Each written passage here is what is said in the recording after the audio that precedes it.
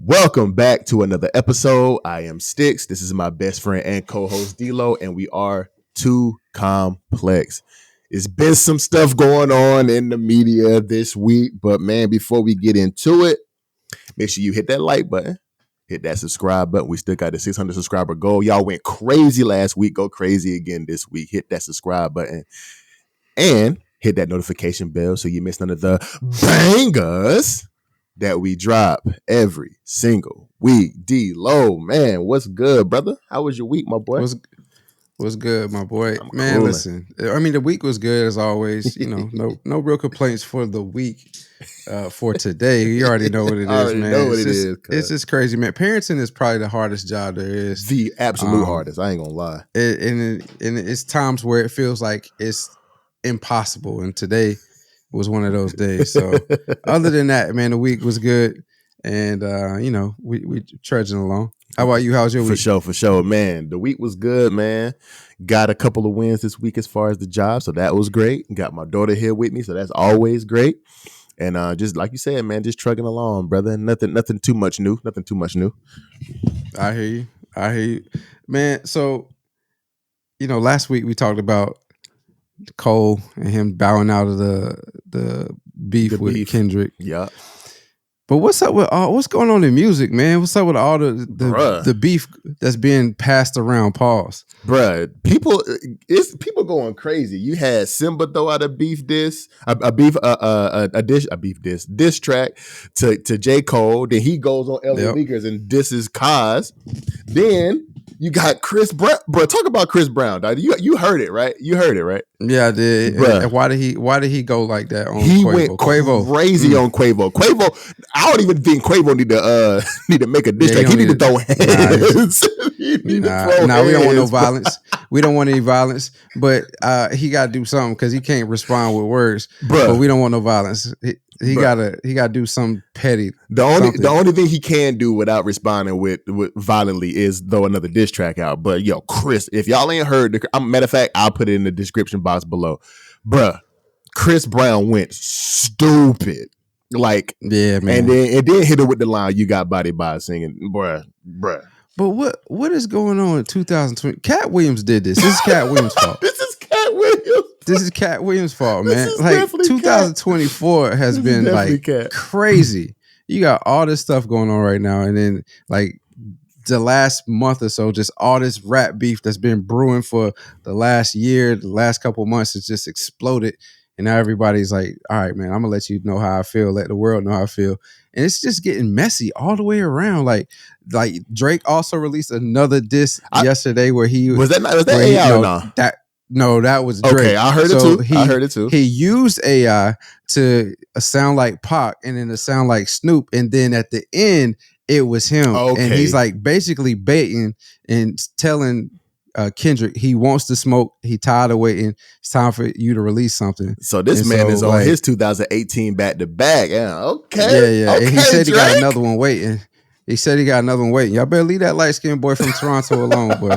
Y'all better leave white boy alone. And you know what's crazy? It's crazy is before this, everybody would have said, okay, we know Drake is gonna respond, but he ain't gonna be this gully, and he getting in the gutter. He getting in the trenches right now. But that man fighting in the trenches right now, bro. But I don't know what's going. But this is what we wanted, right? This is what we wanted. We wanted the competition. Energy. We wanted this energy. Right. We wanted this type of rap come back, bro. This is exactly what we wanted, and it's like you said, D-Lo, it's getting messy, boy. It's getting messy. It's getting crazy. The Chris Brown joint, like just put it to a whole nother level. Oh, and then Rick Ross also. The Rick Ross, the Rick Ross one is more comedy to me because I don't think he. I don't know. It wasn't the actual rap itself wasn't funny. It wasn't good in the diss. I mean, it was okay. But the last part, like I've been laughing at that the whole week. For the past 3-4 days. I know you got your Dockers with no underwear on. It's like, what, bro? What are you talking about? You ain't one of those big nose. D-Lo would see me that in a random text, like in a random time of the day, like. D-Lo is weak. Pause. But D-Lo weak on that. Man, it's crazy, dog. Like, I mean, it's just, yeah, but like you said, this is the energy that we want. Obviously, we want it to stay on wax. We don't want no type of drama. We don't want nobody getting physically harmed or losing their life or anything like that. But the energy is what we want in hip hop. Now we know it's not going to be a ongoing thing. As I said last week, is these are few and far in between. But when it's here, and the energy gets up in hip hop. So it's just crazy. I'm sure something's going to pop off again today or the next week or at some point in time within the near future. So we're here for it. I'm definitely here for it, bro. Definitely, 100%.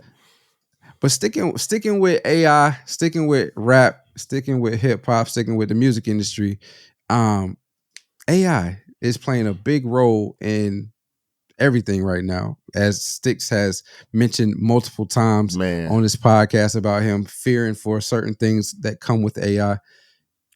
AI is really ruining what could be a generational or what? Not generational, but it's ruining one of the better beefs that could be out there now or in the last couple years. For sure. Drake and Kendrick. Every time we hear a diss, we either have to question if it's real or we find out that it's AI. When we find out it's AI, it's like, man, you know what I'm saying? So Sticks, is AI ruining, are we witnessing the end of music as we know it? And is the rise of AI generated music, or is this the rise of AI generated music? I wouldn't say it's the rise because over the past, I would say year and a half, there's been like pages on YouTube that have different albums by different people. Like Drake had an album out there. A couple of other artists had an album out there that was on YouTube that you can listen to literal full albums that were AI generated. Like the whole album was AI generated. Nothing was sang by Drake. No lyrics were written by Drake. It was all literally AI generated. That was rapped by Drake. So I don't think this is the rise of it, but the fact that people took this opportunity and this beef to create AI generated diss tracks for views, for clicks, for their own monetary gain is crazy. And the main one that came out was whenever Kendrick Lamar supposedly released the diss track, but that ended up being AI generated, and the man that did it ended up coming out saying that he created it. But the problem came in is where the problem came in was that K-Dot was just being silent about it. He didn't say anything. Like K-Dot hasn't said anything since he dropped like that. Like we haven't heard anything from K-Dot. So whenever the diss track dropped after Drake said, no, not this time. No, buddy. No, hell no, Buckaroo. You gonna have to do something in this beef. Nah, for sure. You ain't getting out of this. But yeah. Excuse me. It's just crazy, man, because like I talk about, man, AI is becoming strong enough to do things where people don't have to work anymore. Like but not to the point where the manual labor things won't be out there for us, but at the same time, it's like it's so smart and it's so accelerated that it can make rap beefs. It can participate in rap beef. Like you can tell it what to say and who to disrespect, and it'll go out there and make a whole song for you. And all you gotta do is put the beat to it. And this is where I might be behind on the AI, but can the AI make the beat too, or is it just the lyrics and the sound? Yeah. There you go. See what I'm saying? Like, and I thought it was just, you give the AI the topic and who to disrespect and to print out the lyrics and make the and use the voice for you. I didn't know it was making the beats too. I thought that was still producers, but that's crazy. You see what I'm saying? Like, it's so insane how AI is so evolved, bruh. And we was talking about that at work, how we about to start using some AI stuff for our job in selling insurance. Like, bruh. What do you? That's what I say, bro. I do it a lot for effect. And 10, I'm scared of AI. I'm not actually scared of it, but at the same time, it's like, yo, it's getting to a point where we need to start like thinking about what AI is going to evolve to. What you think about it, D-Lo? I mean, I think I'm on the opposite side of you. I think we could be seeing the end or the rise of AI within music, within creative genre in general, art, all that stuff. I mean, we've already seen it in art to a great degree, with NFTs when they were popular back in 2020, 2021. Like that was AI generated art. For sure. We also have seen it on internet with, well, not even really, well, yeah, in the internet and social media when we had the, those art generated pictures of you just send a couple pictures of your face and it sends back a bunch of different pictures of you AI generated. So, I mean, we've definitely seen that transition in that, and we've seen the rise of that. And it's going to be a couple other things come out. You mentioned how individuals were using their voice, using artists' voice, and then creating the raps based off of the AI generated machine or whatever. I don't actually know the name of it, but they were basically using. I think at one point they were writing using down their GPT, lyrics, right? I don't know if it's ChatGPT that's creating the voice. I don't know. It's not them creating the voice. I thought they was using to create the lyrics at one point. My fault. I didn't mean to cut you. Oh, they could very well be, yeah. But whatever the actual software is for AI that takes the voice of the artist, allows you to replicate it using your voice and then put it out. We're definitely going to see the rise of that. So the reason I think we're going to see the rise of AI in this space is because now that people know that you can dupe somebody using that in that fashion, it's definitely going to become more popular. More people are going to try to get their hands on this type of AI so that they can do it. I think the only way that we stop it from being as popular and as much of a on the rise as it can be, as prominent as it can be, is if they put some type of regulation in to protect the artists and their voice, so that this can't continue to happen. Because if not, we're definitely it's gonna catch on like wildfire. 100%. And then the other thing that you briefly mentioned, but said you're not too worried about it.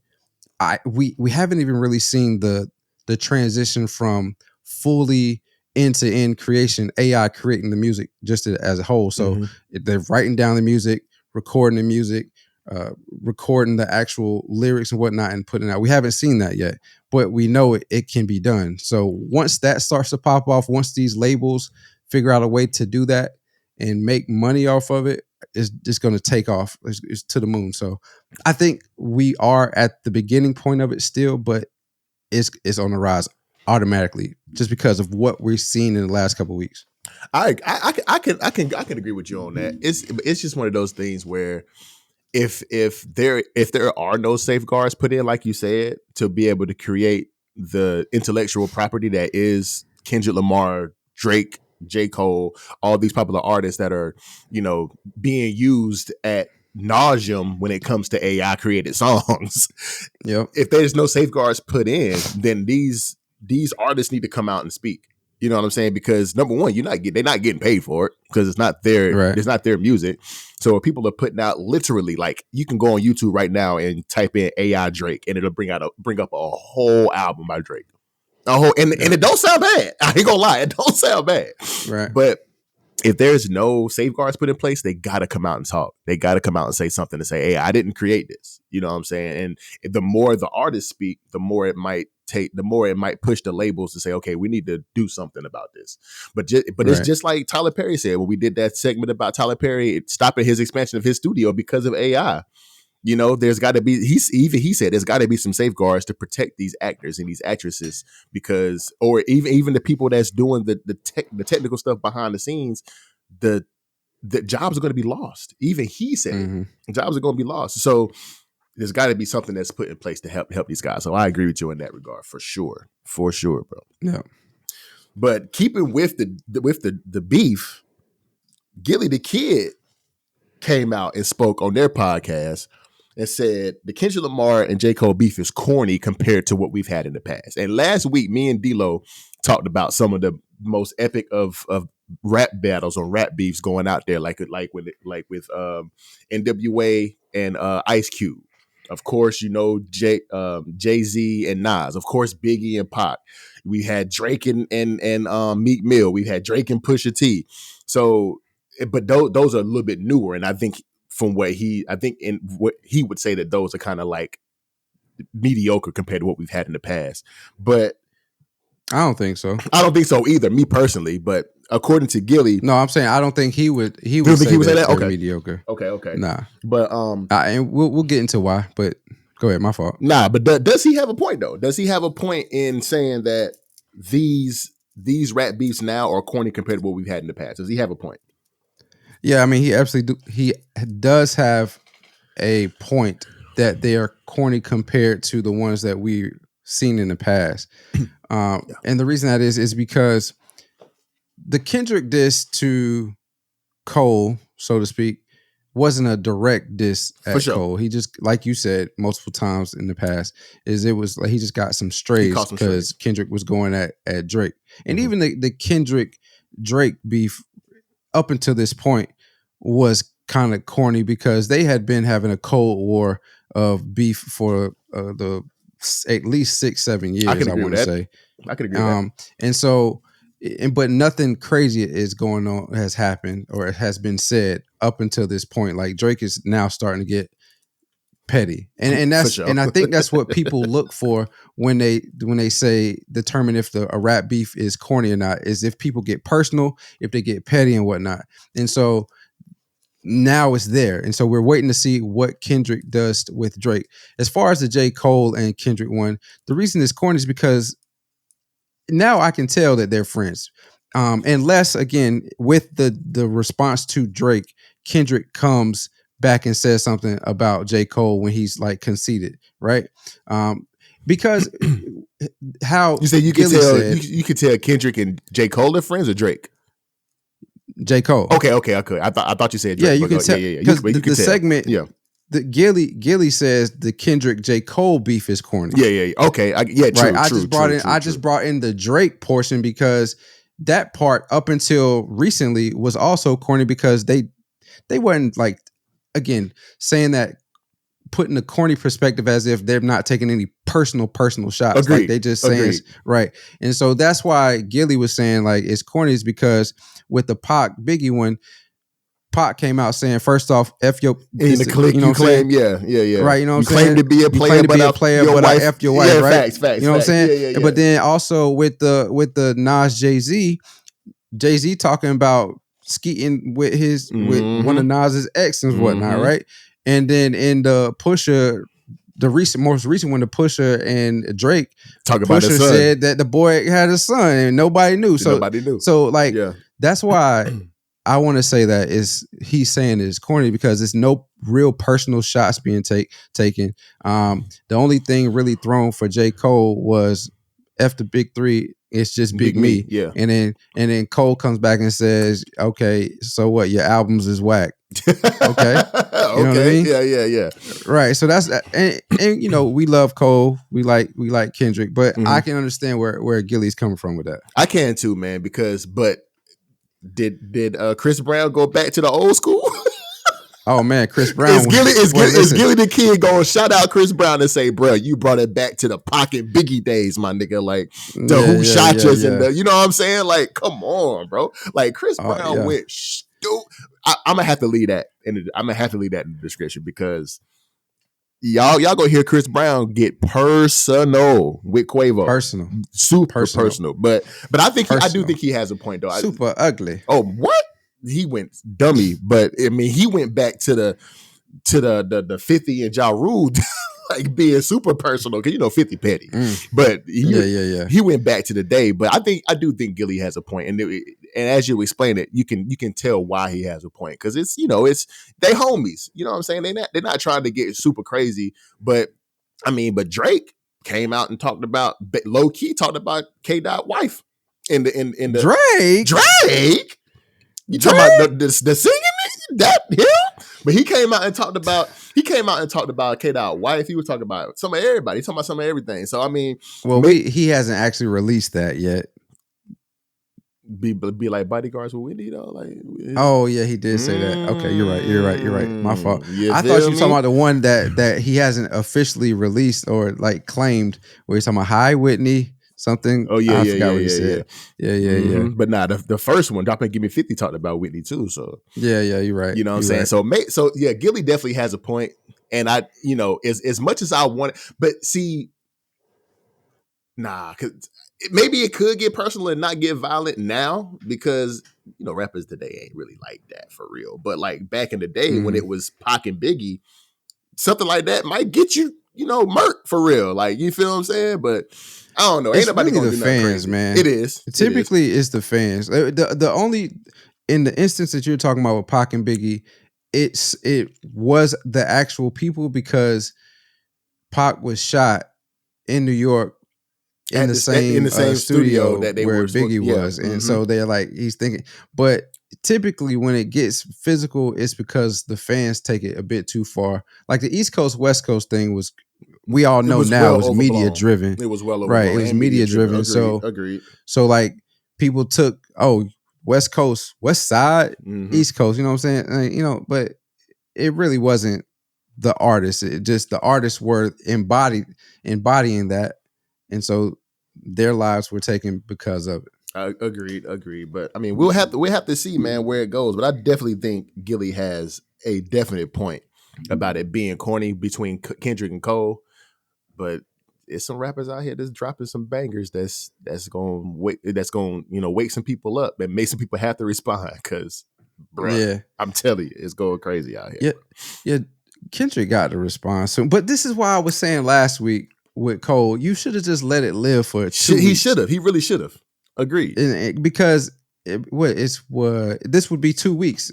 This would be 2 weeks. This would be 2 weeks. Yeah. Right. This would have been 2 weeks, and Kendrick still hasn't released anything since.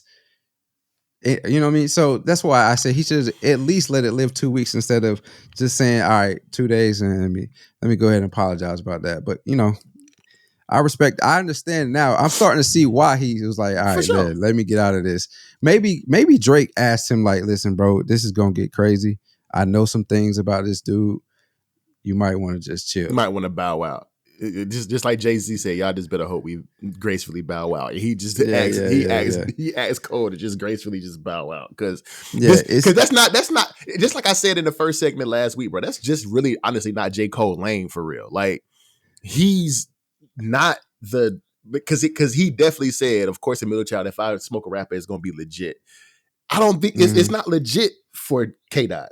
He don't have a reason to smoke K-Dot. He had a reason to smoke Lil Pump, but he ain't got no reason to smoke K-Dot. Like all the little rappers, you know what I'm saying?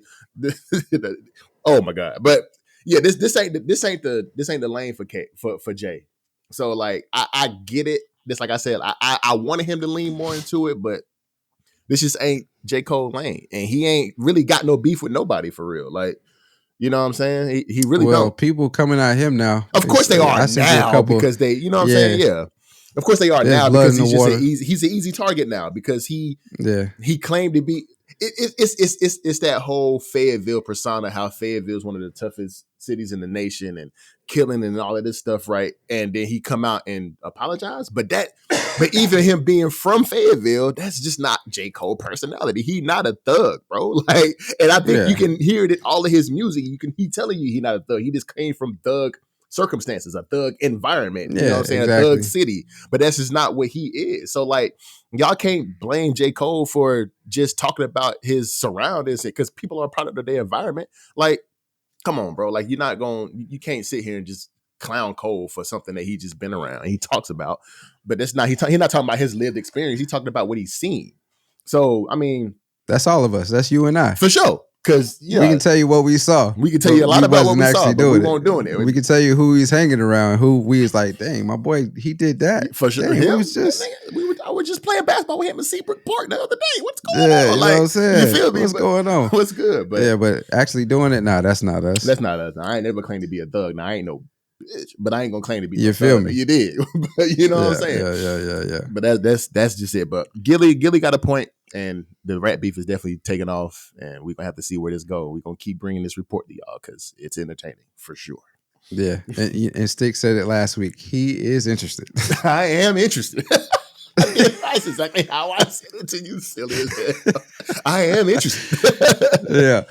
But sticking with competition, man, and moving into the sports aspect of things, Team USA finalized this roster for the 2024 Olympic Games in Paris, which is in July, led by LeBron and Steph Curry. Sticks, does this team dominate the Olympics like the original Dream Team in 1992? Or did they do it like the Redeem Team as well? But listen, man, this team everybody talks about the Dream Team. Yeah, though. I know. Yeah. But the Redeem Team was also really, really good, led by Kobe. But they had that documentary, so that's why. Yeah, go ahead. Yeah. But this team is stacked, bro. With like he already mentioned LeBron and Steph. LeBron being in his 21st year, still going crazy. Mm-hmm. Steph had a little bit of a silent year this year, but still went crazy. But you got KD on the team. You got Anthony Edwards, who was a rising star in the league. Joel Embiid coming off injury, but he gonna go crazy. But that Joel Embiid was like that wild card for me because he playing for US, but ain't he from somewhere else? Cameroon. He from Cameroon. So yeah, but I don't know if Cameroon has an actual team. So I kind of understand he playing for the US. I don't know. I think they may. But of course, Jason Tatum. But the other ones, Jason Tatum's on the team, so he gonna go crazy. But what's a wild card for me is those teams with the other superstars in the league. Like Serbia with Jokic. You got France with Wembanyama. Canada got Shai Gilgeous-Alexander. You know what I'm saying? And I forget where Luka's from, but I know he's playing for his country. Slovenia. Okay, boom. So those teams, and you know, Spain always gives the US a problem. Every single year they give US a problem. Or Argentina, one of those two. One of those two. Yep. So it's gonna be something to watch. I'm gonna take in the games because I watch the Olympics every single year, especially for the not every single year. I mean every single time, every 4 years, every leap year I watch. You right. My bad. Yeah. But I watch the Olympics every time, and it's mainly for the basketball and for the sprints. You know what I'm saying? That's what I basically watch it for. So I'm gonna take in the Olympics this year, and it's gonna be an interesting Olympics. I want to see how they do. They are definitely stacked to do it, but they're gonna have to go through some hitters. They're gonna have to go through some hitters. What you think about the Olympics this year, bro? I mean, we should always expect Team USA basketball when we talk about men's to dominate, just because got the NBA, which is the most prolific professional basketball league there is in the world. Everybody from across the globe wants to come play in the NBA. So you should expect for us to do well. When I say us, the United States, like you said, from top to bottom, they're loaded with talent. They have the same amount of titles on this team, NBA titles on this team, as the original Dream Team with 10. So KD has 2, Bron has 4, Steph has 4. Everybody. Oh, and then also, well, they probably have more now. I think about it because you got Anthony Davis on the team. He has a title, so that makes 11. Who else is it? Kawhi has 1. Kawhi has 2. They have more. Kawhi has 2. 2. Right. Got so one with the Spurs, one with the Toronto Raptors. Yeah. They have more than the original Dream Team when we talk about titles. They also have more all-star selections on this team than the original Dream Team with 84. The original Dream Team has 68. Okay. I do have concerns, though. What's that? So, we should expect them to dominate looking at it through that lens. My concerns are the age of the team, which they're 30. I want to say, what is it? 30. They're 30 years. What is the actual average age of the roster? It's 30 years and 9 months. Okay. Is the average age. Basically 31 years, yeah.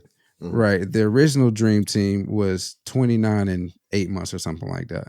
So they are almost a whole year. Yeah. Even still, almost a whole year older than that team. Okay. The second one is they have a couple of key players on the team that's injury prone. And every last one of those players are in the playoffs. There's a few, actually. Well, that's what a few. Couple is KD, a few is more than KD, Joel Embiid, Kawhi Leonard, Kevin Durant, AD. Yep.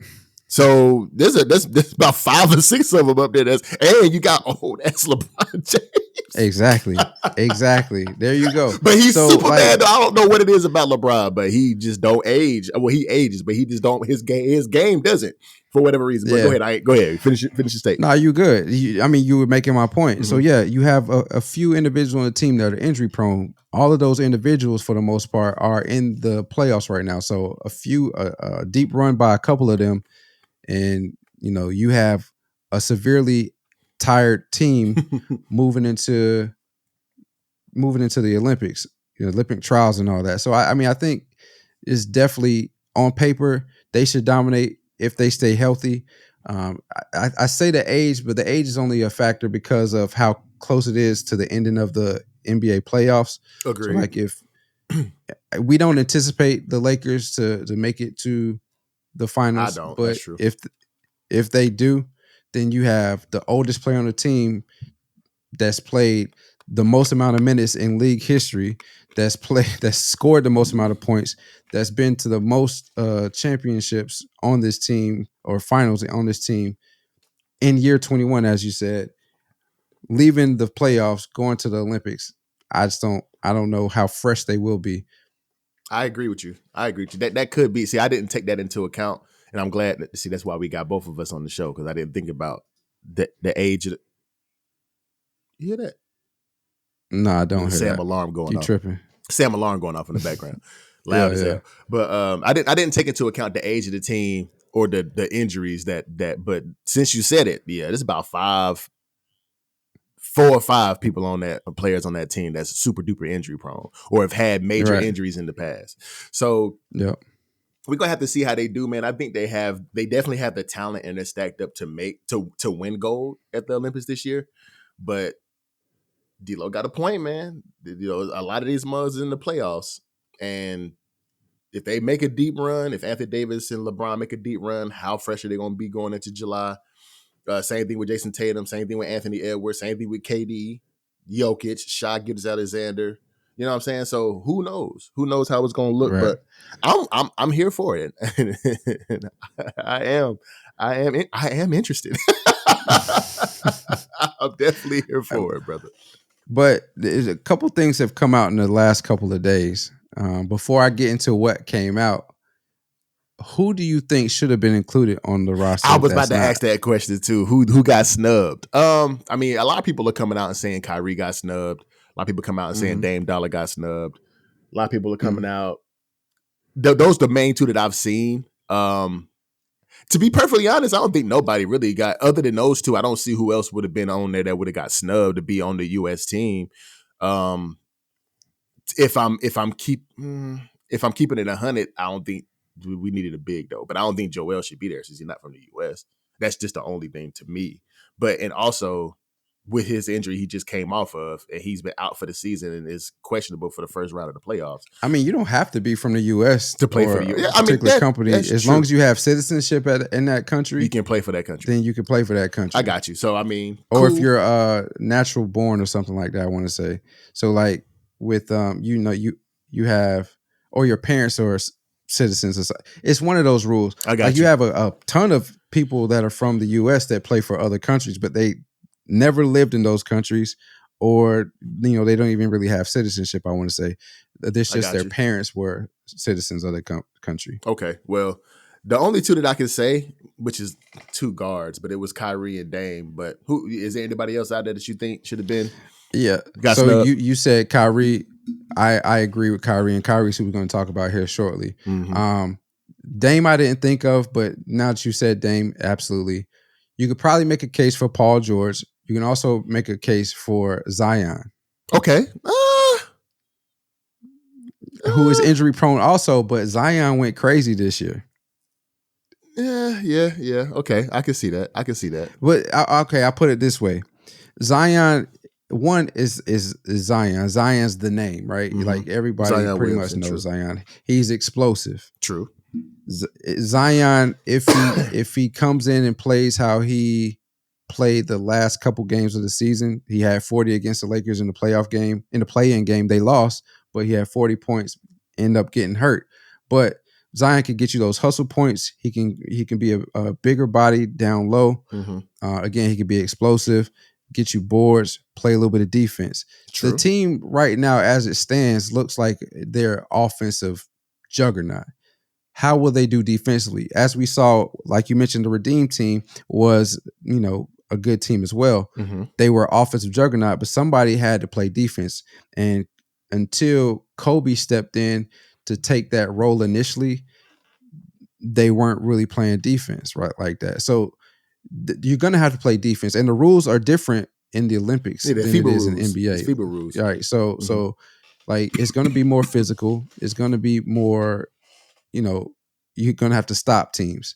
And so I think Zion would have been the person, a good fit to do that. And Paul George too. You got a point with that too. Yeah, I agree. And exactly. And Paul George, who's a two-way player. He's he's smooth on offense. He can stretch the floor also, but he can also definitely play defense. Good point of attack. I mean, Kawhi can play defense, but we ain't seen Kawhi consistently since Toronto, honestly. Quite true. Quite true. Quite true. I mean, yeah, I can. You can make a case for both of those guys too. You said we was gonna talk about Kyrie here in a second. What are we talking about with Kyrie? What you got with Kyrie? Yeah, but before we get to Kyrie, the other person that I would have been interested in probably could have been a good, I don't know if he would have been a good fit, but he definitely could have earned a spot if they were doing the tryouts for Team USA. Jalen Brunson. 100%. Yeah. So, I mean, I've started to become a Jalen Brunson fan, especially after I went and watched him play against the Spurs and he dropped 61. And it's like he just got hot out of nowhere. It's like, what the heck? Yeah. But yeah, Jalen Brunson, a good one for him. So Kyrie, he made comments. Everybody was asking him how he felt about the roster. And he basically made a comment saying, I remember when you had to try out to be on the team and not just, chit chat amongst yourselves and figure out who wants to be on the team. He felt like he should have been on the roster. How do you feel about his comment? And I can read the actual quote. I don't have it pulled up, but how do you feel about him? I got the gist basically of it. Basically saying like it should have been a tryout. And I mean, he finished it off with, he's supporting his brothers, hope they do well. But how do you feel about the statement Kyrie made about having to try out and, everybody should earn their spot on the roster rather than just saying being given to I want him. Team. Yeah. Yeah. I can agree with Kyrie. Because nothing is like it used to be in the old days. You know what I'm saying? Like you said, you used to have to actually go try out to be a part of the USA team. But I mean, that changed. It hasn't always been that way. I know. But that changed a little bit around the time whenever AD came in the league, because AD came in the league as a college, as a one and done player, and he immediately played for Team USA. So that changed around that time too. There's no college players on this team. There's no college players on that team. Exactly. So, that changed. It changed around that time where they was like, okay, we definitely want to have that guy on our team. So it would be dope to see. That's something they probably should televise too. They could probably bank off of that too. To be perfectly honest with you, like the NBA, the tryouts. Yeah, if you have a day where people are coming in and when did they? I've never seen it. I've never seen it. It was on. It was not on like it wasn't on a nationally broadcast like an ABC, NBC stuff like that. But they used to be on NBA TV, I believe. Really? Okay. So yeah, I've never really taken in NBA TV, so I wouldn't have known that. But that would be something that. But I do agree, like the tryouts to make it competitive and see who actually who actually deserves to represent the country, and opposed to Grant Hill just walking around giving out jerseys, or people have said that LeBron James put this dream team together. You know what I'm saying? Mm-hmm. So LeBron James got too much damn power in the NBA. It's just crazy. But anyway, hey, it's funny that you said that because I literally just saw Pat Bev say the exact same thing. Did not see that yesterday. Bev. Yeah, he was saying. So they were asking, not to get off this, but real quick. So they were asking him, because he has a podcast. His podcast mate was like, if Wemby if a team, who would not be traded for Wemby? And he said, Steph probably. Mm-hmm. Who else did they say? I forgot, but of course he said Bron, and he was like, Bron got too much power. And so it's like, and I'm starting to see that. And I think honestly, again, we always find a way to put Bron in it. For sure. I'm starting to see that's really why people hate on Bron. Is because of the power that he wields for what he's done on the basketball court. I can see and that. The things that he's starting to transition to do off the court. I think people just tired of seeing Bron. They don't really hate him. They're just tired of seeing him. Yeah, right. They may not truly think he's better than Jordan. MJ, okay, but they know he's close, and so But then you add on the power. It's like, man, get this man off. I'm tired of seeing this dude. Anyway, man. back to Kyrie. But yeah, Bron got a lot of power. Yeah, man. But see, yeah, the tryouts would be so you can see who really deserves to represent the USA. But I mean, if to be perfectly honest, I think if it was a tryout, Kyrie probably would be on the team. Not gonna lie, but to be perfectly honest, I mean, you really gonna pick who you think is gonna be the best, the superstars or the top, what is it, 12? The top 12 players in the league are gonna be on the team. Now there is some speculation of who on this team is basically top 12, but you could argue that all of these players on this team are top 12 in the league or the top 12 players in the league, somewhat. Yeah. But it's a stretch. But not necessarily. But U.S. players, if you want to take it there, if you want to be more specific, who wouldn't be who on this team wouldn't be in the top 12? Shea, I think Shea is top 12. He's not on the roster, USA roster. Oh, he's not. My fault. Jason Tatum's top 12. Yes. Okay. KD's top 12. Of course. U.S. players. Oh, we know Bron, Steph, KD. Joel Embiid, Anthony Edwards, Anthony Edwards. That might be the one. Edwards. That might Jason be the one that's Tatum. Not top. Jason Tatum. Halliburton. No, Anthony Edwards is probably top 12. Halliburton's he's good. Book is good, and Book does damage. Top 12 U.S. players. Saying U.S. players. Halliburton and Anthony Edwards might be the ones that's out of the top 12 for the U.S. Possibly. I don't know. Ant-Man going crazy. Anthony Edwards. Ant-Man going crazy. I don't know about it. But Halliburton just been hurt this year. So the second half of the year he has been. Yeah, after All-Star break he has been hurt. So he's been in a lull for the past couple of months. But right, I think. You can argue that there is an argument for all 12 of these players that they are the top 12 U.S. players in the league. So yeah, we'll see. But of course, you got the Jokic's of the world, the Lucas of the world, the Wembeyamas of the world, right. the Sheas of the world. You got all of those guys who are probably in the league totally. They're probably in that top 12. But top 12 U.S. Well, not probably are in that top 12. But yeah. But I mean, it's one of those things where Kyrie definitely has a point. And he has a point for being if he is salty, he has a right to be salty because he probably most likely deserves to be on the team. The best ball handler in NBA history, to me, in my opinion. People say AI, I think it's Kyrie, 100%. But easily, but yeah, he definitely deserves to be there for sure. He definitely deserves to be there. Yeah, I mean, I'm on the fence about it. My litmus test is going to be 92 Dream Team, right? Mm-hmm. And so, what did they do? They were handpicked. You know what I mean? Were. And definitely. we did see the teams after that, the Redeem team, they had to do tryouts, I want to say. I think they did, and those teams following had to do tryouts. But up until that Redeem team, players from the NBA were handpicked. And the 92 team was the first team that used all NBA players. Well, majority NBA players because Christian Laettner was on that team. Mm-hmm. And they were, like I said, they were hand selected. So a guy by the name of, what was his name? C.M. Newton, who was the athletic director of Kentucky at the time, was in charge of selecting that team based off of the athletic committee that was appointed by the United States. Mm-hmm. So, I mean, I understand what Kyrie is saying. Like, yeah, people should earn their right to be on the team. But the 92 team, which everybody considers the greatest team assembled, was hand selected. It was the Avengers. I mean, I don't know.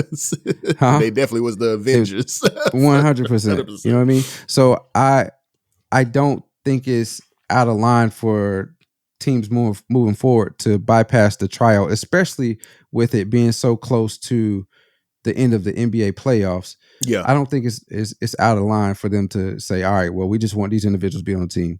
Does it suck that Kyrie's not on the team because he could have been a key contributor especially with his ball handling and his layup package and his ability to score from anywhere on the court? Mm-hmm. Yeah, it does. But I mean, he just missed out on this time. He just missed out on this opportunity. I know it sucks though. Yeah, it definitely does. So shout out to Kyrie. I believe you deserve to be there, but this is who they picked, my dog. Yeah. Sorry, brother. But my phone. But moving into the next topic, man. The 65 game rule, D-Lo. there was always some speculation about it, and there's a lot of people who don't really mess with it for real. But there has to be some tinkering to this rule, bro. So Donte DiVincenzo, six man for the Knicks, started some games, but 6 man for the Knicks. Missed the 65 game rule and possible most improved player of the year by literal seconds because of this rule. If he would have played 9 seconds in the last game of the season and 11 seconds against the Spurs, he would have qualified for postseason awards. D-Lo, is this something the NBA got to look at, man? Because me personally, whenever I heard the 65 game rule, I thought it was games played, not total minutes played or whatever. However the rule is tinkered out. I thought it was total games played.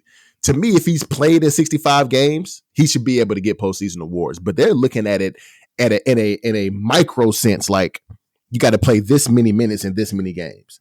Is this something that they need to look at, or is the rule the rule? What is it? What is it about this rule, bro? No, I think they need to look at this rule and make it strictly games and a person's availability. Because if somebody has played the amount of games that they're requiring you to play, they've actually played in those games, whether it's 1 minute, whether it's all 48 minutes, they should be allowed to have be a part of the postseason awards, right? Because and I would also say, if they didn't actually play in those games, but they were available. If they didn't play in 65 games, but they were available to play in all those games that the NBA is required, and then like towards the end of the season, they started picking up crazy minutes because of whatever the case may be. And I'll get to why I'm saying this in a minute. Then they should also be allowed to be a part of the postseason awards. I say that because Donte DiVincenzo didn't really play that much for the New York Knicks at the beginning of the year. For sure. He didn't really start playing until a quarter of the season was gone. Right? But since February, he has played 38 minutes. He's averaged 38 minutes since February. Yeah. That's a lot of damn minutes. That's a lot of minutes, bro. He's also played in 81 games. So, or he was available to play in 81 games. So you're telling me because of whatever the case may be, he wasn't good enough, or what's the coach? Thibodeau, because Thibodeau didn't know the talent that he had on the bench at the time and decided not to play him, that he gets docked for seconds and not being able to receive a postseason award. Bro. And again, there's no guarantee that he would have won 6 Man of the Year, or even most improved, because he raised his average from, I forgot what it was with Golden State, but he averaged 15.5 points a game this year and played 38 minutes since Feb in the second half of the season. So, I mean, you're going to penalize him for not getting the games played by seconds. That doesn't make sense to me. Yeah. So they definitely need to change that rule. Yeah, because the rule is you have to play 20 minutes in at least 63 games and 15 in the other two, which would make it 65. But honestly, bro, I think you just made a point, low key. But what you said at the beginning of your spiel was whether they play 48 or 1 minute. If that's the case, then why didn't Joel Embiid just log in for 1 minute and be able to be competing for the MVP? You see what I'm saying? No. You see what I'm saying? What I'm saying is be available. Be physically available to play. Like if I put you in the game physically, if I gotta you put perform. you in the game. Yeah, like you not just checking in like some people do when they're trying to keep a games played record, a game started record. Yeah. They go for the tip off or they snap the ball and then they check out the next play. No, I'm not talking about that. I'm saying like you actually can physically play. There is no, you're not on the injury report for any particular reason, or the saying that you're doubtful or whatever the case is. For sure. You're out. No, you can actually play. I could dig that. So yeah, I think I know there's going to be loopholes, like people find a way to but you know what I'm saying? Yeah, I know what you're saying. But... Okay, 5 minutes then. You got to play 5 minutes. Nah, I got it. But there's definitely some tinkering that needs to happen in this because, like D-Lo said, he didn't really get no PT like that until a quarter of the way through the season, and then once what's the center name for Julius Randle. Julius Randle went down and they had to tinker with the lineup. That's when he really started getting a lot more minutes for real. So it's so crazy because it's not to say that he was going to get the most improved player. That's not what I'm saying. Like he wasn't a shoe-in to get the award, but 6 man. Was it most improved or was it 6 man? Well, he could have been up for most improved, but the award they thought he definitely would have gotten was 6 man. Got you. Or he definitely would have been in the running for sure. Yeah. Because that okay, cool. So either award, whichever one it was, the fact that he missed it by 20 literal seconds is insane to me. Insane. Yep. Like, but I as we having this conversation, I kind of understand it though. Like I understand that you got to log a minimum amount of minutes in in these 65 games to be able to be. But damn, dog, like missing it by seconds hurts me, and I ain't even in it. I don't agree with that. I'm not even in it. You know what I'm saying? Like it's crazy. But go ahead. Yeah, go ahead. The reason I don't agree with it is because I didn't say I agree. I said I understand. I did not say I agree. Okay. Yeah. The reason I don't understand. I mean, I guess you have to put parameters in place for it in order to make sure that people are actually playing in games. Yeah. But they put this in place to help with load management, right? For sure. But then they also, as a way to say this is why we're doing it, they added the postseason award stipulation to it. Okay.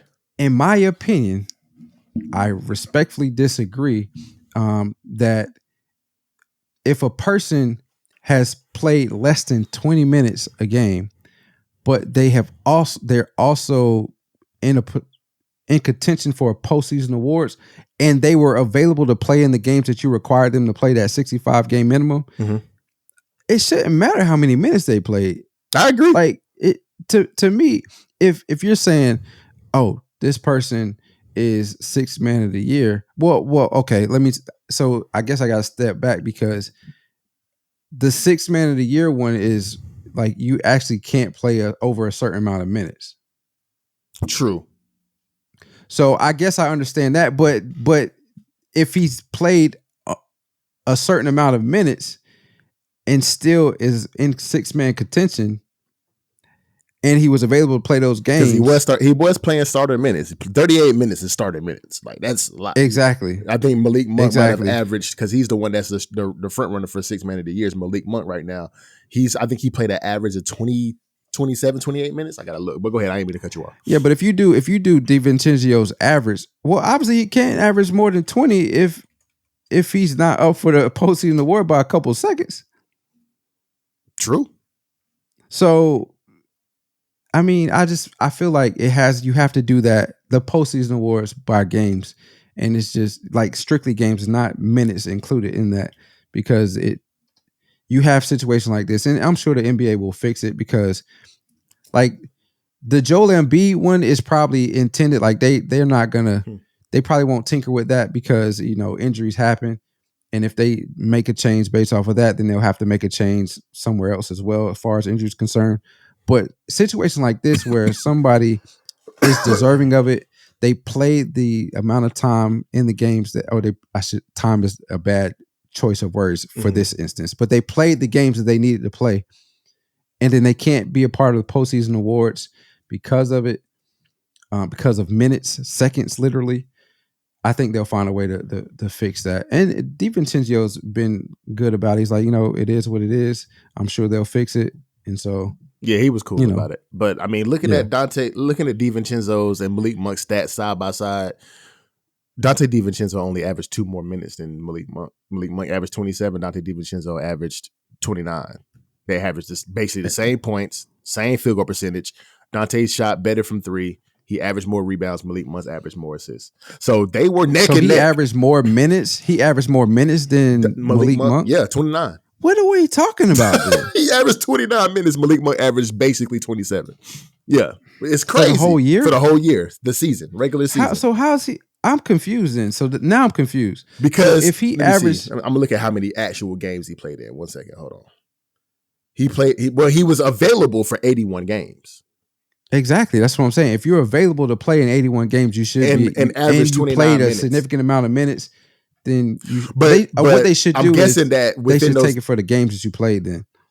Agreed. Because if he played so I think he actually played in 65 games, but he didn't log enough minutes. Well, see, now you can't do that then either, though. Because I see what you were saying earlier. If we say somebody's available, but they're actually hurt and we just don't play them, but then when they do play, they average a high amount of minutes, then they still could be a part of. Okay, I guess see I what I'm saying. Yeah. I feel like it's wrong though. You mean it's integrity. We go back to integrity. Mm-hmm. If the people involved have to be high integrity people, but we know that's not everybody. So true. I mean, we'll just have to see, man. But like you said, Donte was real cool about it. Hey, they gonna look at it, they gonna fix it. We'll see what happens down the line. But I just thought it was great. I saw the headline, bro. I thought that was crazy, bro. I thought it was I thought it was crazy. Like he missed it by 20 seconds. That's crazy. 20 seconds. That's crazy, bro. Which you say he averaged 29 minutes a game. He played 38 minutes. He's averaged 38 minutes since February. I don't see how, but whatever. Yeah, whatever. We don't want to make this longer than it needs to be. Facts. NBA playoffs starting this weekend. Yeah, bro. Good slate of first round series set to start tonight, actually. What can we expect from this year's playoffs? The play-in was interesting. Mm-hmm. The Lakers, of course, over the Pelicans, and then the Kings over the Warriors. We'll talk about them in a minute. And then, of course, the I think this got to be what I'm looking at. Got to be wrong because it's got to be already set in stone already. Okay, yeah, the Pelicans beat the Kings. Okay, so Thunder. Yeah, the Pelicans playing the Thunder. So if I'm looking at it, the West is packed because the West has all 10 teams have won 47 or more games. So that's the 10. 8. I'm sorry, 8. Well, I looked at 10 because of the play-in, but the eight that made the actual first round of the playoffs all got 47 or more wins. Mm-hmm. The Celtics by far is the number one seed in the NBA with 63 wins, but ain't nobody else come even close to that on the East. For real.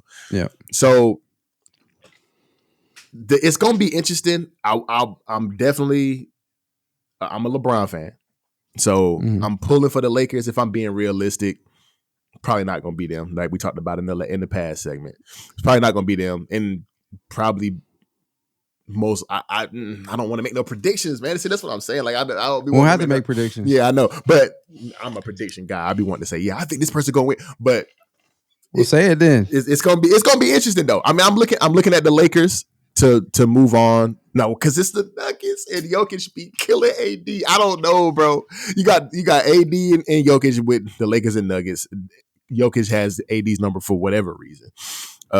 Play what's the meme? You play 23 seconds of perfect defense, and here go Jokic throwing it over his head, making a three. You got Suns and Timberwolves. That's gonna be a good one. I think if everybody's healthy for the Timberwolves, but the Suns got Bill, they got Book, they got KD, they got what was supposed to be a super team that just underperformed. Mavericks, Clips.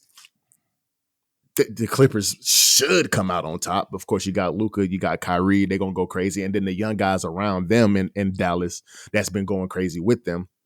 Thunder Pelicans, honestly, I expect the Thunder to take that. On the East Coast, Heat Celtics, that's always a good series. Every single year, that's always a good series. Mm-hmm. So we're going to have to see how that actually plays out. Celtics should take it, but we have to see. Magic Cavs, that's going to be I think that's going to be one of the better series of the first round because they're pretty evenly stacked. Bucks, Pacers should be Bucks, but we'll see. The Pacers have a young team, so we have to see what Matheson does, what Halliburton does, and the team around them. Knicks and Sixers, if Embiid is healthy, should be the Sixers. Honestly, they're the 7th seed because Embiid's been gone for the second half of the year. But man, it's going to be a good playoffs. What you think about it, bro? What you think? Yeah, so I think it will be a good playoffs as well. And the reason I think that is because of a couple of compelling questions and compelling storylines that could potentially come out of each region. Obviously, the West, like you said, is the more compelling of the two conferences. I think it starts with the most compelling series to me, in the West is going to be the Clippers and the Mavericks. 100%. I agree. And so is the first question for that series is, can the Clippers stay healthy? Yeah. And if they can stay healthy, can they tame Luka, who has killed them in the playoffs in the last couple of years, right? And so if they can stay healthy, if they can tame Luka, but now you have to deal with Kyrie also. But if they can get past the Mavericks, I can completely see them being in the Western Conference Finals, because of the two portions of the Western bracket, that portion of the bracket, those four teams, it seems a bit easier because, I mean, you have the Thunder on that side, but they're a young team. I honestly don't expect they'll probably advance in the first round, but that second round is going to be a test for them, whether it's the Mavericks or the Clippers that they have to play.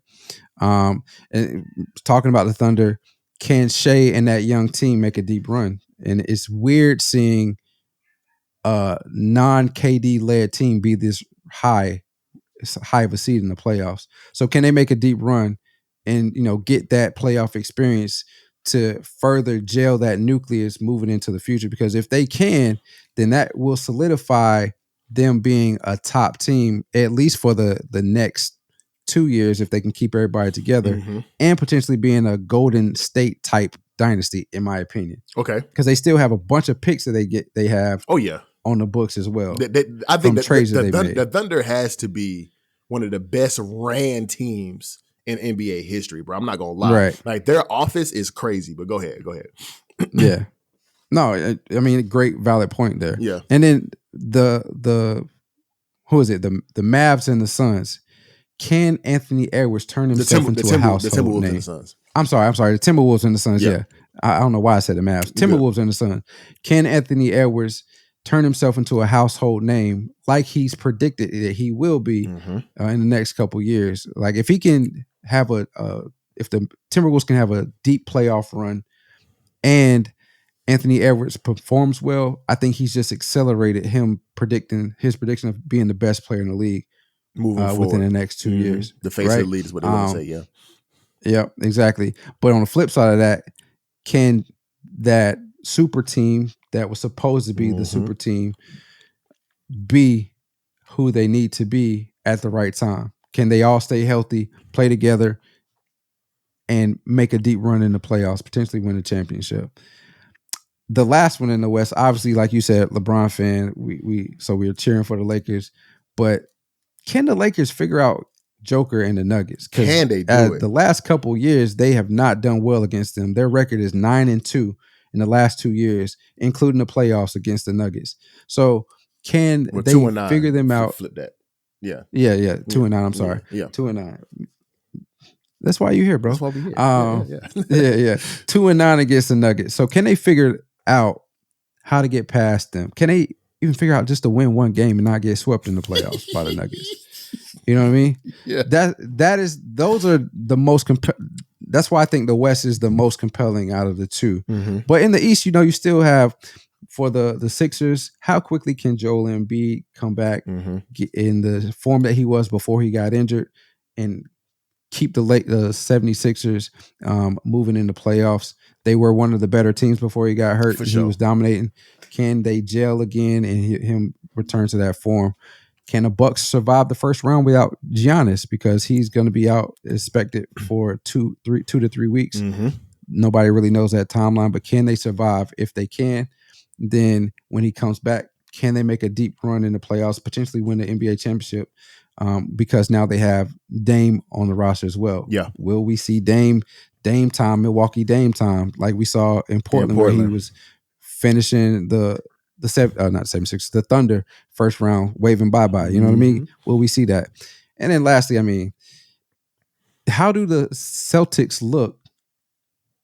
Or do they look how they're supposed to, and everybody expects them to just walk through the East and be in the finals? Do Jason Tatum, Jaylen Brown live up to, or finally, Porzingis? They do have Porzingis on the team. Do those individuals live up to how they're supposed to play, win a championship for Boston? We're going to have to see, man. I mean, I'm excited to see it. I'm excited to see. This is the time where I really gear up for NBA basketball because playoff basketball is so exciting to me, bro. Like, right. I love NBA. Like, NBA playoff basketball is amazing, but we got to see how it rock, bro. Got to see how it's it rock. competitive. It's definitely competitive. I love it, bro. I love this time of Yeah. year. But the Golden State Warriors, D-Lo, what's going on with them, man? What's going on with the Warriors? Yeah, man. Is this the end of Is the this dynasty, the end bro? of the Warriors? Sheesh. Yeah, I mean, I'm going to say yes, it is the end. Whether it's this year or whether it's when Steph's contract is up, I just think we won't see them be the team that we're used to them seeing in the playoffs, making deep runs, winning championships. It's not going to happen. So I believe, yes, this is the end of the dynasty. The team has a new GM, or he was new as of last year, Mike Dunleavy Jr. He's going to want to make his mark on that team and transition to players that he brings in, or just make the trades, just like Bob Myers did when he took over the Warriors and made them the dynasty that they are by selecting Steph Curry, Draymond Green, Klay Thompson, and all those individuals that put those pieces together to win those championships. So, I mean, unless Steph is willing to go through the rebuild process that they need to, I think they may hold off for a little bit. But if they don't make any trades, I don't see them being a championship team. They could surprise me. They won a couple years ago without KD, without big name players, and Poole and Steph going off, but Klay also was playing fairly decent at that time. I don't see it happening, man. They need to make some changes. Klay is an unrestricted free agent coming up, so I would expect he is going to be. We can get in that in a second. Mm-hmm. But I would suspect that he's going to be gone. That they won't re-sign him unless he's taking a significant pay cut. I can't see them remaining intact. What you think? This is the first time in the past 10 years that the Warriors have not been in the playoffs. And it's sad, bro. It's sad, bro. Like, I'm used to seeing the classic Warriors LeBron, no matter where he at. I'm used to seeing the classic Warriors LeBron matchups, bro. I'm used to seeing that. And I'm not gonna be able to see that this year. And it's kind of sad, bro. To talk about Steph, I think Steph is retiring and going to State. He's gonna have. I honestly think he's not going anywhere. I don't think Steph's leaving. He's going. Mm-hmm. I think he's going to have to fight through the rebuilding stage for the remainder of his career because he's the one they can't let go. He's the one they cannot let go. He literally, that is the house that Steph built. Golden State is the house that Steph built over the span of his career, low key. Whenever he came onto the scene and became the best shooter in the league over the past decade, that is Steph's house. So he not going nowhere. I don't think he has a inkling in him to move his family from where they've been for the past, how long he been in the league? 16 years? Nah, he been in the league 12 years, I want to say. 12, 13 years. 14 at most. But I think he's the one that they can't get rid of. They can't get rid of him. And yeah, Klay hasn't played well since the first half of last season. Second half of last season, he hadn't played well, but he's been hurt too. But he came back. He played okay. But this year, Klay has been not the Klay that we all remember. 15 years. 15 years. Okay. So he hasn't been the guy who he has been in Klay Thompson. Mm-hmm. The last game, 0 for 10, 0 points, 36 minutes. That's not Klay Thompson. That's not who we remember, man. So it took for him to get benched to start actually playing okay, but he was spotty. Like the whole season, Klay Thompson was very, very spotty. So I don't think he's the same player that he used to be. Draymond is playing WWE on the basketball court every single night, seemed like. So but if it's one player that you cannot lose, it's Steph Curry. Everybody else can go blow it up. If Dunleavy Jr. wants to make his name and start and put his stamp on that team, this year is the year to do it. Blow it up. Yeah. Blow it up. You can keep the people who I think he should keep would be Steph, Kuminga, and B Pods. Those are the ones he should keep. Everybody else he can blow up. Perfectly honest with you. I'm just being real. Kevon Looney can go. Draymond can go. Clay can go. Everybody, you know what I'm saying? They can go. And keep Steph, keep B Pods, keep Kuminga, and you got 3 players right there that's gonna play well for you. And then blow it up and rejuvenate it, bro. That's what I think. I think this is the end of the dynasty for the Golden State Warriors. So you said, so that's who you would say is the who doesn't come back? Everybody other than Steph, Kuminga, and who is B Pods? Brandon Pozinski. Oh yes, okay. I was like, who the hell are you talking about? Yeah, so those 3 you say are the only ones that can come back. Those are the ones that can come back. If I was a GM, if I was Dunleavy Jr., I would bring those 3 back. Okay, so let's just say you can't just let go of everybody. You can't just trade everybody. Who are the ones that you absolutely think don't come back next year? Clay and Draymond. I think Draymond is that wild card. I think Draymond may be the one of the Steph and Draymond. I think are the 2 that can come back, and I would be cool with. I think Clay got to go. I think Clay can be a good 6 man for somebody else. Get off that big ass contract and let Clay go. I think Clay is in a portion of his career where he's not going to be back at that top again. He's at the back, at the back end of his career. Steph can still do it. I think Steph can be a la, we do it every time, a la LeBron, where he can play probably another 3-4 years and he still be able to play at a high level. And Draymond, his position on that team and how Steve Kerr coaches, I think Draymond might be that one that they may need to. Everybody else, let him go. Yeah. I would say Clay definitely, but like I said, Clay is an unrestricted free agent, so he probably not coming back anyway, unless again he signs for. I thought he had a player option. Nah, he don't. Okay, he unrestricted. Okay, got you. Okay. Yeah, 2024. He's an unrestricted free agent. Okay. But yeah, unless he says, all right, yeah, to stay with my guys, I'll take a $20 million pay cut or a $25 million pay cut because he makes $40 million, bro. He made $43 million this year. He was a 31% hit on the salary cap for the Warriors. Good gracious. So that's a big number. It is. And then you trade away some other individuals. And then you have enough money to bring in some. They need a big man. They're a small team. They are a very small team. They need a big man. Kevon Looney is their center. 6'10". He's 6'10", right? Yeah, he's 6'10". Yeah, so they need a big man. So if they bring back, let's say they bring back all these pieces. They bring back Clay. They bring back Draymond, who Dunleavy said he expects for Draymond to come back. But he would be the other person that I would not bring back. If they bring back, Steph is under contract. Draymond's under contract also. But you bring back all these pieces, including Andrew Wiggins, not trading him away and all that stuff. Okay. You better hope you can draft a big man because they need a big man. Or find one in free agency that's serviceable or something. Exactly. Yeah. The game is slowly starting to transition back to being a big man's game that has a little bit of skill on the perimeter. I agree. But can dominate you also in the post. So they need a big man.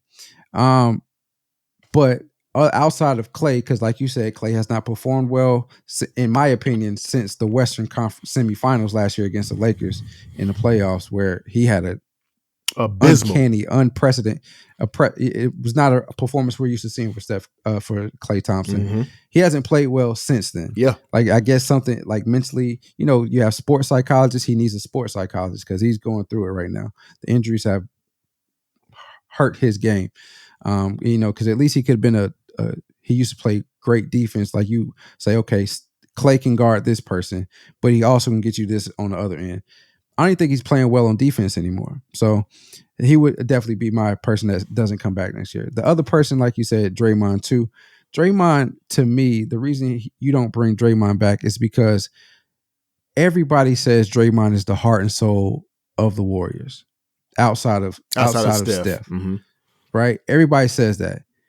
But if your heart and soul is not playing or even traveling with the team because he want to do all these crazy antics, how valuable is he to that team? Because if the heart and soul is not there, how well do you expect the others to perform? Because that's the person that gets everybody up. That's the person that riles you up, right? So if he's not there, how valuable is he to the team? Body don't live without the heart, bro. Exactly. So he's expected to make 25 million and 27 million in the next couple of years. That's 16% cap hit for the Warriors. You can trade him, bring in some valuable pieces, get you a big man also, and then you have a team built around Steph and some shooters also, but you have a team built around Steph that could get back to the playoffs. Steph get hot at the right time, plays out of his mind, and they're back in the finals. So, and then my last person, if you just want to completely blow up the team, excuse me, and piss off your fan base, you get rid of Steph, get all that money back. It's for real. They would be man, mad. What? It would be some riots in the city of Oakland, bro. A lot of bandwagon fans would be gone though, so you have your true fan base. But you get rid of Steph, get all that money for what you receive for him in trades or draft picks, whatever the case may be, and you truly rebuild the Warriors from the ground up. But I don't think they. You saw it. I don't think that I don't think they're going to trade Steph. He's on the contract for another 2 years. Draymond's on the contract for another 2 years. Clay is an unrestricted free agent. I definitely don't see him coming back. Then I would try to trade inconsistent Andrew Wiggins and maybe another piece, also Kevon Looney, and go after that. Go from there. I think if you can at least get that 31% in Klay Thompson off of your books, you can get a big man. 100%. Yeah. You can get a big man because Klay is on a max and he's playing like he should be on a vet minimum. So if you get rid of that 40 plus million, you can get you a big man. He's really the only one that he's the one that if you only let one person go, Klay is the one person you can let go and still keep a lot of that core together and get a piece that you actually need. Because like I said, B-Pods can be Klay. I ain't gonna say he gonna shoot as good, but he can be that. He can play that position for you if you're gonna keep Klay on the court. Podziemski can do it, but you can. If you get rid of Klay, you can do whatever you need to do with that core, bro. So I think this is the end of the dynasty, and it's gonna suck not seeing them in the playoffs, bro. I ain't gonna lie. Yeah, I think either way, if it's this year, if it's when Steph's contract ends, I don't think they're the same team. It's the end of the dynasty. I agree. All right, so it's a wrap for episode 62. 62 of Too Complex. Yes, sir. We want to thank you all for tuning in to Too Complex. Remember that life is short and oftentimes too complex. But when it becomes too complex, don't be afraid to lean on those that you love to help you find simplicity and balance in life. Stay prayed up in this crazy world. A few requests thrown above can return you peace and sanity. Thanks for loving us and supporting this podcast. It means the world to us. We're sending our love right back to you. Don't forget to subscribe on whatever podcast platform you listen to and follow us on all of our social media pages. That would be YouTube, Instagram, Threads, and TikToks.